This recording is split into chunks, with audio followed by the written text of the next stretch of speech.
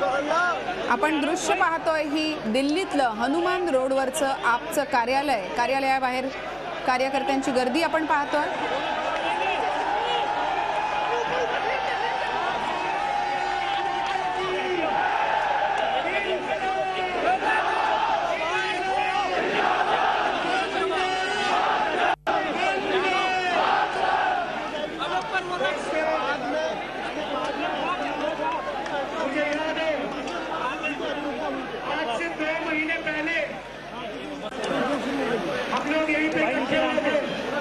Camera बचा लो ना, कोई नहीं भीग जाएंगे तो कुछ नहीं यार। विधानसभा चुनाव के नतीजे कैमरा बचा लो, हैंडल नीचे कर ले। आगे पहुंचो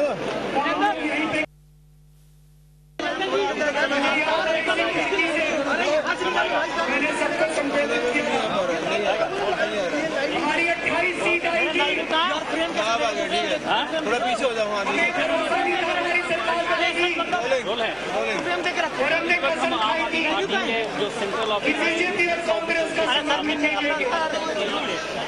कांग्रेसियों ने जबरदस्ती समर्थन दिया।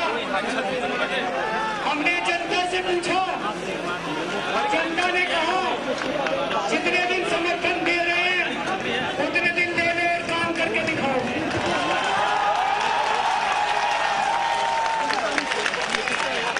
हमारी 28 दिसंबर को सरकार बनी। 28 दिसंबर को हम सब लोगों ने शपथ ली थी। मैं सामने आ गया। दोस्तों,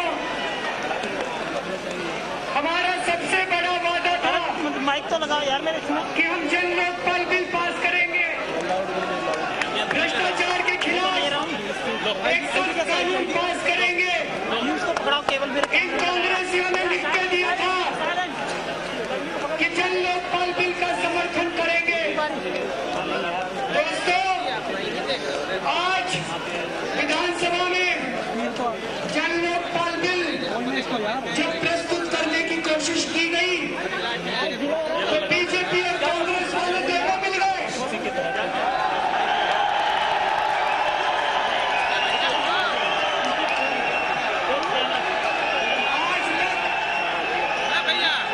आज तक भारत के इतिहास में कभी ऐसा नहीं हुआ।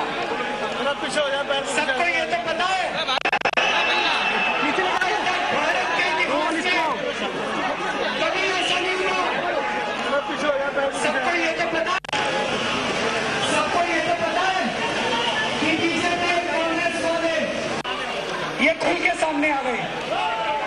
इनका असली चेहरा सामने आ गया और इन दोनों ने मिलके आज दिल्ली की विधानसभा में जन लोकपाल बिल प्रस्तुत ही नहीं होने दिया।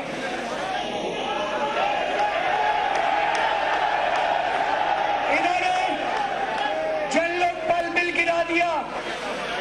दोस्तों, ऐसा क्यों हुआ? क्योंकि अभी 3 दिन पहले,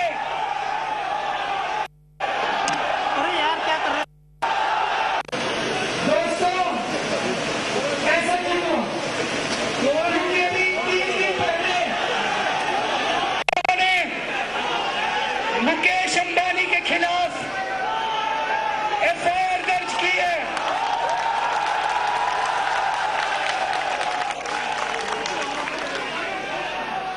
मुकेश अंबानी के खिलाफ हम लोगों ने FIR दर्ज की है। मुकेश अंबानी वो शख्स है जो इस देश की सरकार चलाता है। मुकेश अंबानी कहता है, मुकेश अंबानी ने कहा है कि कांग्रेस मेरी दुकान है, मैं जब चाहूं कांग्रेस में जाके जो मर्जी खरीद सकता हूं।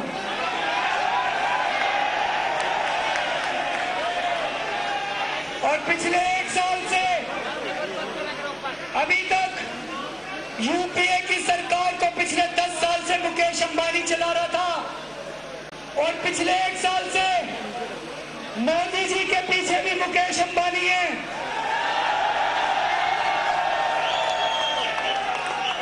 मोदी जी के पास इतना पैसा कहां से आता है? मोदी जी हेलीकॉप्टर लेके घूमते हैं। इतनी बड़ी बड़ी रैलियों का पैसा कहां से आता है? लोग बताते हैं कि मुकेश अंबानी उसके पीछे है। तो दोस्तों, जैसे ही हमने मुकेश अंबानी पे हाथ रखा, ये बीजेपी और कांग्रेस वाले दोनों इकट्ठे हो गए और इन दोनों ने मिलके आज जन लोकपाल बिल पेश नहीं होने दिया। इनको ये लगा कि ये केजरीवाल के पास अभी तो एक छोटी सी एंटी करप्शन ब्रांच है, उसी से इसने नाक में दम कर रखा है। कल को अगर लोकपाल बिल आ गया, अगर जन लोकपाल बिल आ गया, तो इनमें से आधे से ज्यादा जेल चले जाएंगे। इसलिए इन दोनों पार्टियों ने मिलकर आज जन लोकपाल बिल गिरा दिया। इनको यह भी डर था कि अगर ये सरकार चलती रही तो अभी तो मुकेश अंबानी और वीरप्पा मोइली को ही पकड़ा है, थोड़े दिन में शरद पवार की बीमारी आ सकती है, थोड़े दिन में शायद कमलनाथ की बीमारी आ जाए।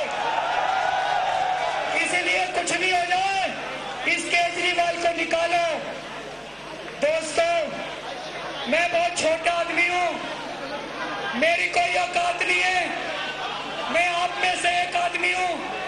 यहाँ पे गद्दी के लिए नहीं आया, मैं कुर्सी के लिए नहीं आया। आज अगर लोकपाल बिल गिरे तो आज हमारी सरकार इस्तीफा देती है।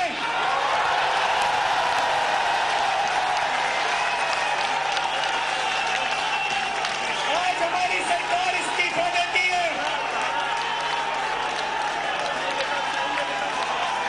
लोकपाल बिल के लिए 100 कुर्सी देनी पड़े। देश के लिए अगर जान देनी पड़े तो अपने आप को सौभाग्यशाली समझूंगा। ये मेरा इस्तीफा है। अभी हमारी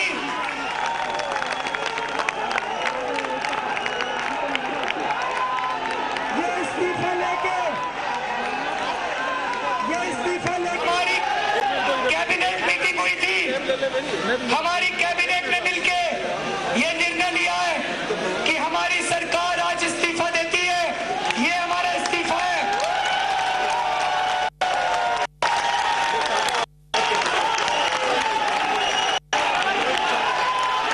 ये इस्तीफा लेके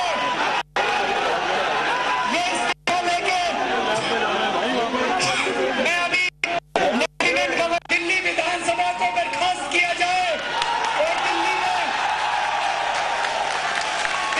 तुरंत दोबारा चुनाव करवाए जाएं।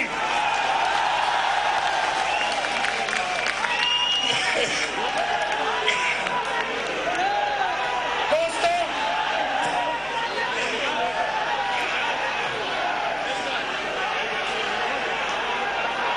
हमने 28 दिसंबर को सरकार बनाई थी,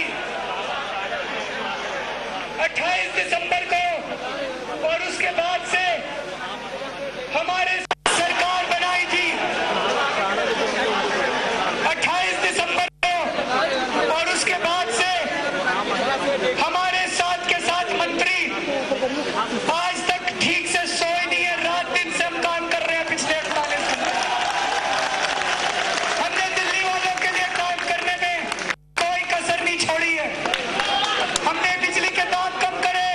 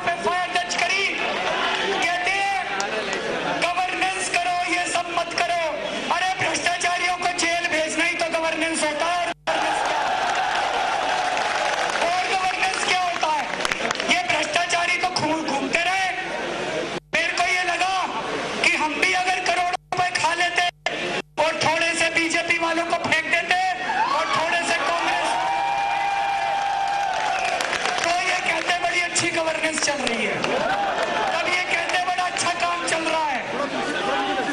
दोस्तों, कल जो कुछ संसद के अंदर और विधानसभा के अंदर हुआ, उससे मन खट्टा हो गया बहुत ज्यादा। कल संसद के अंदर जिससे इन्होंने मिर्च पाउडर का जो इन्होंने हरकत फाड़ दिए, सभा में इन्होंने मेरा माइक तोड़ दिया, मेरे कागज फाड़ दिए, हमारे एक मंत्री को चूड़ियां दी इन्होंने। क्या चूड़ियां देने का मतलब क्या है? ये महिलाओं की इज्जत करते हैं ये बीजेपी वाले।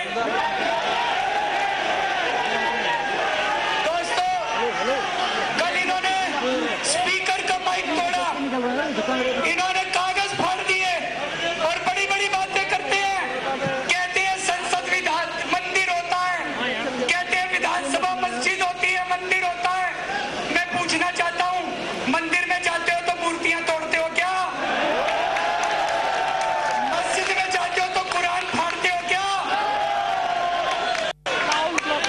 चर्च में जाते हो तो बाइबल फाड़ते हो क्या? जीसस क्राइस्ट की मूर्ति तोड़ते हो क्या? यही मंदिर है तुम्हारे लिए? शर्म आती है मुझे। दोस्तों, इन्होंने शर्मसार कर दिया है बीजेपी कांग्रेस वालों ने, विधानसभा को भी और संसद को भी। ये लोग कहते हैं हम जो भी काम करते हैं कहते हैं असंवैधानिक है। मैंने मुकेश अंबानी के खिलाफ एफआईआर करी, आज मोइली साहब कहते हैं एफआईआर असंवैधानिक है। हमने कहा भ्रष्टाचार दूर करो तो कहते हैं केजरीवाल असंवैधानिक बात करता है। मैंने कहा भ्रष्टाचार के खिलाफ लोकपाल बिल लाओ तो कहते हैं लोकपाल बिल असंवैधानिक है। हमने कहा लोकपाल बिल को विधानसभा में प्रस्तुत करो, कहते हैं विधानसभा में प्रस्तुत करने के लिए केंद्र सरकार की अनुमति चाहिए।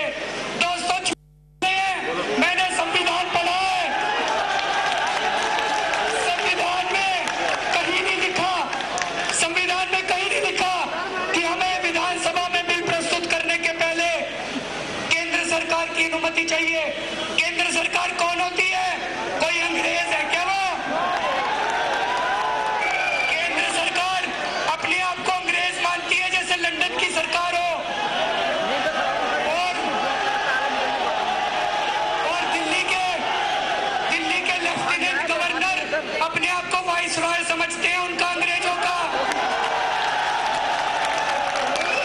और दिल्ली की विधानसभा को तो ये कुछ समझते ही नहीं है, ये सोचते हैं इनको तो आजादी नहीं मिली अभी तक, सारा काम हमसे पूछ के करेंगे।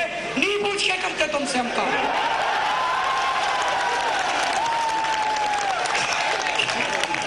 हम नहीं बात मानते केंद्र सरकार की, हम संविधान की बात मानेंगे। संविधान बाबा साहब अम्बेडकर ने पास किया था, हम संविधान की बात मानेंगे। संविधान के लिए मैं जान कुर्बान करने के लिए तैयार हूँ। संविधान के लिए मुख्यमंत्री का त्याग देंगे। ऐसे संवैधानिक है, झूठ बोलते हैं ये लोग, भ्रष्टाचार करना चाहते हैं। ये बीजेपी कांग्रेस वाले मिल गए हैं।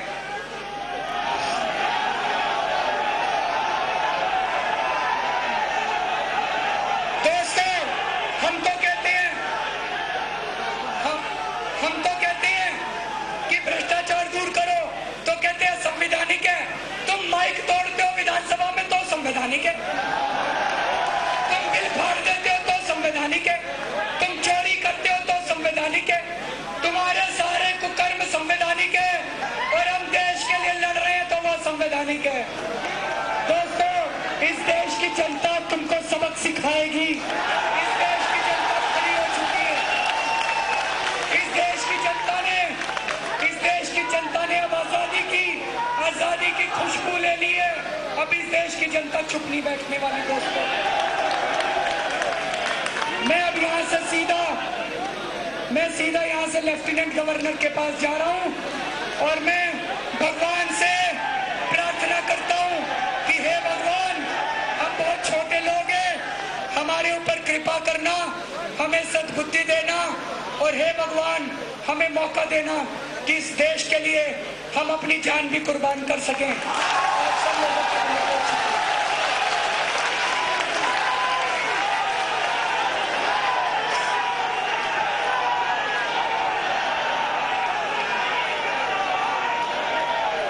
अरविंद केजरीवाल यांनी साधारण 15 मिनिटं हे भाषण केलं। यामध्ये त्यांनी महत्त्वाचे मुद्दे मांडले। 28 डिसेंबरला सरकार स्थापन करण्यात आलं होतं। सरकार स्थापन केल्यानंतर विजेचे दर, पाण्याचे दर आम्ही कमी केले। जे सरकारला 5 वर्षात करता आलं नाही ते आम्ही करून दाखवलं। काँग्रेस आणि भाजप जे कधीही करू शकलं नाही ते आम्ही करून दाखवलं, असं म्हणत जनसामान्यांचे आम्हीच कसे वाली आहोत हे दाखवण्याचा प्रयत्न अरविंद केजरीवाल यांनी केला। आणि आता ते लेफ्टनंट गव्हर्नरकडे जाऊन राजीनामा देणार आहेत। पण त्याच वेळेला हम भगवान से प्रार्थना करते हैं कि वो हमें फिर से मौका दे।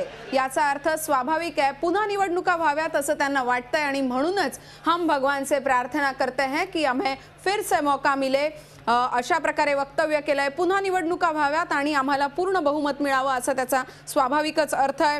एकूणच 49 दिवसांचं हे सरकार जे आहे आपचं, त्यांनी काय काय काम केलं, कशा प्रकारे जनतेच्या गळ्यातले ताईत ते झाले होते हे सांगण्याचा त्यांनी प्रयत्न केला। विजेचे पाण्याचे दर कमी केले, भ्रष्टाचार कमी करण्याचा प्रयत्न केला, मुकेश अंबानी यांच्यावरती FIR दाखल केली, म्हणजेच चांगलं गव्हर्नन्स देण्याचा आम्ही प्रयत्न केला। हे सगळं अरविंद केजरीवाल यांनी सांगितलं। अरविंद केजरीवाल यांचं सरकार हेच कसं सक्सेसफुल सरकार होतं हे सांगण्याचा प्रयत्न यावेळी अरविंद केजरीवालांनी केला। या सगळ्याचं विश्लेषण करण्यासाठी आपल्याबरोबर फोन लाईन वरून झी24 तासचे मुख्य संपादक डॉक्टर उदय निरगुडकर, आपण थेट त्यांच्याकडे जाऊयात। सर, काय विश्लेषण कराल? 15 मिनिटाच्या अत्यंत भावपूर्ण आवाजात हीच ती खिडकी, हीच ती वेळ।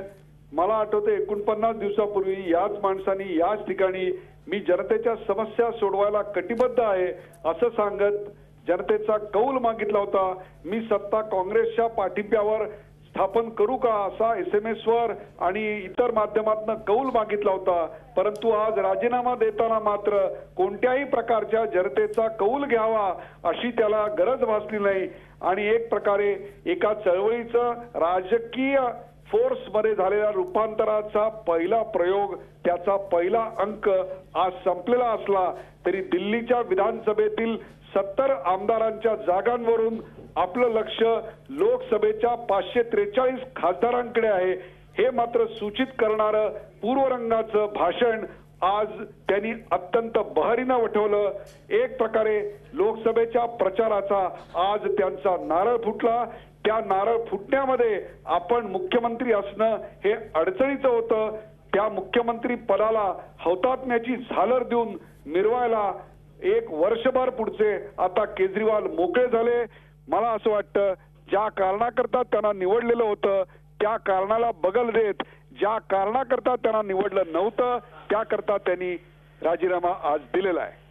सर, ज्या कारणांसाठी जनतेनं दिल्लीकरांनी त्यांना निवडून दिलं त्याकडे मात्र दुर्लक्ष झाल्याचं दिसतंय। त्यामुळे आता पुन्हा एकदा प्रश्न उपस्थित होतोय, कारण की ज्यावेळी राजीनामा दिला तेव्हा शेवटचं वाक्य अरविंद केजरीवालांचं हे होतं की हम भगवान को अपील करेंगे, हम भगवान से कहते हैं कि हमें फिर से मौका मिले और हम दिल्ली वासियों के लिए, देशवासियों के लिए कुछ कर सके। याचा साहजिकच अर्थ आहे की पुन्हा आम्हाला एकदा बहुमतानं सरकार स्थापन करण्याची संधी दिल्लीकरांनी द्यावी, असा एक प्रकारे अरविंद केजरीवालांचा सूर होता।